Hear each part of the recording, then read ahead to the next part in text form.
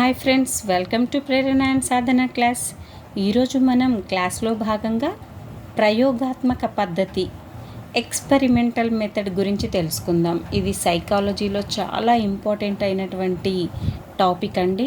దీన్ని యూటిలైజ్ చేసుకుంటారు అనుకుంటున్నాను. ఖచ్చితంగా దీంట్లోంచి క్వశ్చన్ రావడం జరుగుతుంది. టెట్ లేదా డిఎస్సిలో కంపల్సరీ టెట్ మరియు డిఎస్సిలలో దీంట్లోంచి క్వశ్చన్స్ వస్తూ ఉంటాయి. ఈ టాపిక్ని చిన్నగా విశ్లేషణ చేస్తాను. 1879 సంవత్సరంలో జర్మనీ దేశానికి చెందిన విల్హెల్మ్ ఊంచ్ ప్రయోగాత్మక మనోవిజ్ఞాన పద్ధతిని అంకురార్పణ చేశారు. అయితే దీన్ని 1879 సంవత్సరంలో జర్మనీకి చెందిన విల్హెల్మ్ ఊంట్ దీనికి ప్రయోగాత్మక పద్ధతికి చేయడం జరిగింది. ఈ పద్ధతిని విజ్ఞాన శాస్త్రాల్లో విరివిగా ఉపయోగిస్తారు కాబట్టి దీన్ని వైజ్ఞానిక పద్ధతి అని కూడా అంటారు. ఏ పద్ధతిని వైజ్ఞానిక పద్ధతి అని అంటారు క్రింది వాటిలో అనంటే ప్రయోగాత్మక పద్ధతి అని గుర్తుపెట్టుకోండి. ఎక్కువగా ప్రయోగాలు చేస్తూ ఉంటాం కాబట్టి మనకి వైజ్ఞానిక పద్ధతి, సైన్స్లో చేస్తాం కాబట్టి ఆ విధంగా గుర్తుపెట్టుకోండి. ప్రయోగ పద్ధతిలో కొన్ని పదాలను ఉపయోగించడం జరుగుతుంది. ప్రయోగాత్మక పద్ధతి అంశాలు, ఆ పదాలేంటి మరి? ఉద్దీపన, దీన్నే ఇంగ్లీష్లో స్టిమ్యులస్ అంటారు. ప్రతిస్పందన రెస్పాన్స్, ప్రయోక్త ఎక్స్పెరిమెంటర్, ప్రయోజ్యుడు సబ్జెక్ట్, చరాలు వేరియబుల్స్, సమూహాలు గ్రూప్స్. చూద్దాం మరి ఉద్దీపన అంటే ఏంది? ఉద్దీపన అంటే ఏదైనా ఒక వస్తువుని కానీ ఏదైనా ఒక సన్నివేశాన్ని కానీ చూడగానే మనకు కలిగే చేంజెస్ ఏదైతే ఉంటుందో దాన్నే ఉద్దీపన అంటాం. అంటే ఆ చేంజెస్ మనము దేని ద్వారా అయితే అవుతామో ఆ వస్తువుని కానీ ఆ సన్నివేశాన్ని కానీ దాన్ని ఉద్దీపన అంటాం. ఇప్పుడు ఒకసారి చూడండి, వ్యక్తులలో ప్రవర్తన కలుగజేయడాన్ని ఉద్దీపన అంటారు. పిల్లలకు ఐస్ క్రీమ్ చూడగానే నోరూరుతుంది, ఇక్కడ ఐస్ క్రీమ్ ఉద్దీపనాంశం. అదేవిధంగా మనకి ఇప్పుడు పావులోవ్ గారు కుక్కకి ఆహారాన్ని పెట్టడం, ఆహారం చూడడానే లాలాజలం అనేది రావడం, అది ప్రతిస్పందన అవుతుంది. ఆహారం అనేది అక్కడ ఏంటి? ఉద్దీపన. నెక్స్ట్ ప్రతిస్పందన గురించి చూడండి. ఉద్దీపనకు వ్యక్తి చూపే ప్రతిచర్యే ప్రతిస్పందన.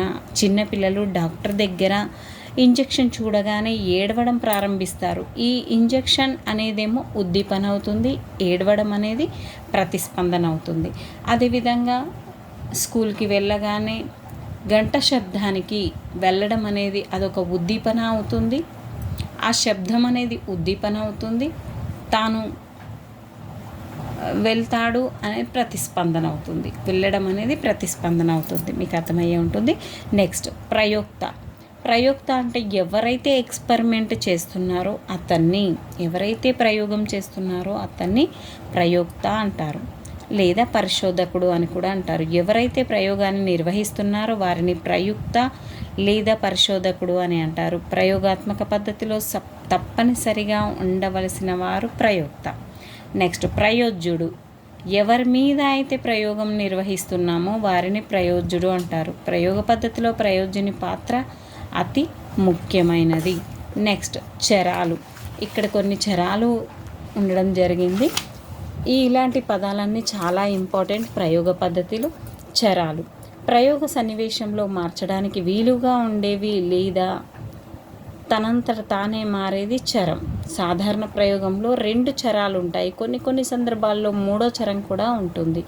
మరి అవేంటి చరాలు? స్వతంత్ర చరం, పరతంత్ర చరం, జోక్య చరాలు. స్వతంత్ర అంటే ఇండిపెండెంట్ వేరియబుల్, పరతంత్ర అంటే డిపెండెంట్ వేరియబుల్.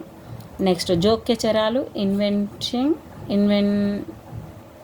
ఇంటర్వెనింగ్ వేరియబుల్స్, అంటే జోక్యం చేసుకుంటాయి, ఇంటర్ఫియర్ చేసుకుంటాయి ఇవి. స్వతంత్ర చరం, ఒక ప్రయోగం చేసేటప్పుడు ప్రయోక్త ఉద్దీపనకు కానీ ఉద్దీపం చేసే పరిస్థితులకు కానీ తాను పరీక్షించదలుచుకున్న పద్ధతిలో మలుచుకోవడాన్ని స్వతంత్ర చరం అంటాం. కొన్ని స్వతంత్ర చరాలు ప్రయోక్త ఆధీనంలో ఉంటాయి, కొన్ని ప్రయోక్త ఆధీనంలో ఉండవు. ఉద్దీపనలను స్వతంత్ర చరాలు అనవచ్చు. అంటే ఏంటి ఇక్కడ? స్వతంత్ర చరం అంటే ఎవరైతే చేస్తున్నారో వాళ్ళ ఆధీనంలో ఉంటాయి. అంటే ఎవరైతే ప్రయోగం చేస్తున్నాడో అతని ఆధీనంలో ఉండే వాటిని స్వతంత్ర చరాలు అంటాం. అయితే పరతంత్ర చరం, పరిశోధకుని అదుపులో ఉన్న చరాన్ని స్వతంత్ర చరమని, దాని ప్రభావానికి లోనయ్యే చరాన్ని పరతంత్ర చరం. ఏదైతే ప్రభావానికి లోనవుతుందో దాన్ని పరతంత్ర చరం అంటాం. స్వతంత్ర చరాలకు ప్రయోజని ప్రతిస్పందనే పరతంత్ర చరం. దీని ఎగ్జాంపుల్ ఏంటంటే అభ్యసించడంలో వేగం, ప్రతిచర్య కాలం, ప్రయోజ్యుల అనుభవాల వివరణ. నెక్స్ట్ మధ్యస్థ చరం లేదా జోక్యం చేసుకునే చరాలు చూడండి. ఉద్దీపన ప్రతిస్పందనకు మధ్యలో వచ్చి ప్రయోజని పరతంత్ర చరంపై ప్రభావాన్ని చూపే విషయాన్ని పరిస్థితిని కానీ మధ్యస్థ చరం అంటారు. ఇది ప్రయోక్త ఆధీనంలో అస్సలే ఉండదండి. ప్రయోగ సన్నివేశంలో ప్రయోక్త గమనించలేనిది, ప్రయోగంలో అవసరం లేనిది మధ్యస్థ చరం. దీంట్లో ఎగ్జాంపుల్ ఏంటంటే ప్రయోజని అలసట, మానసిక సమస్యలు, నిరాసక్తత మొదలైనవి. కొన్ని చరాలు స్వతంత్రంగా ఉంటాయి, కొన్ని చరాలేమో పరతంత్రంగా ఉంటాయి, కొన్ని మధ్యస్థంగా వచ్చి జోక్యం చేస్తూ ఉంటాయి. ఒక ఎగ్జాంపుల్ చూద్దాం. ఒక ప్రయోక్త 10వ తరగతి విద్యార్థుల విద్యా సాధనపై గృహ పరికరాలు, పాఠశాల పరిసరాల ప్రభావాన్ని అధ్యయనం చేయాలి అనుకున్నప్పుడు ఈ పరిశోధనలో విద్యా సాధన అన్నది పరతంత్ర చరంగాను, గృహ పరిసరాలు, పాఠశాల పరిసరాలు అనేవి స్వతంత్ర చరాలుగాను ఉంటాయి. ఎందుకంటే పాఠశాల పరిసరాలు, గృహ పరిసరాలు వేటికవే ప్రత్యేకం. అంతేకాకుండా ఇవి స్వతంత్రాలు కూడా, వీటిని ప్రయోజకుడు మార్చలేడు. కాకపోతే వీటి ప్రభావాన్ని విద్యా సాధనపై ఏ విధంగా ఉందో పరిశీలించవచ్చు. ఇక్కడ విద్యా సాధన అనేక అంశాలపై ఆధారపడి ఉంది కాబట్టి విద్యా సాధన అనేది పరతంత్ర చరం. నెక్స్ట్ నియంత్రిత సమూహం. ఇక్కడ 2 రకాల సమూహాలు ఉన్నాయి. నియంత్రిత సమూహం కంట్రోల్డ్ గ్రూపు, ప్రయోగాత్మక సమూహం ఎక్స్పెరిమెంటల్ గ్రూప్. నియంత్రిత సమూహం అంటే ఏంటి మరి? ఏ విధమైన ప్రయోగాత్మక పరిస్థితుల ప్రభావానికి గురి కాని పరిస్థితిని నియంత్రిత స్థితి అంటాం. నియంత్రిత స్థితికి లోనయ్యే సమూహాన్ని నియంత్రిత సమూహం అని అంటారు. అదేవిధంగా ప్రయోగాత్మక సమూహం ఎక్స్పెరిమెంటల్ గ్రూప్ ప్రయోక్త కల్పించే పరిస్థితిని ప్రయోగ స్థితి అంటాం. ప్రయోగ స్థితికి లోనయ్యే సమూహాన్ని ప్రయోగ సమూహం అంటారు. ఇది సహజ పరిస్థితికి భిన్నమైనది. Thank you friends, thank you everyone.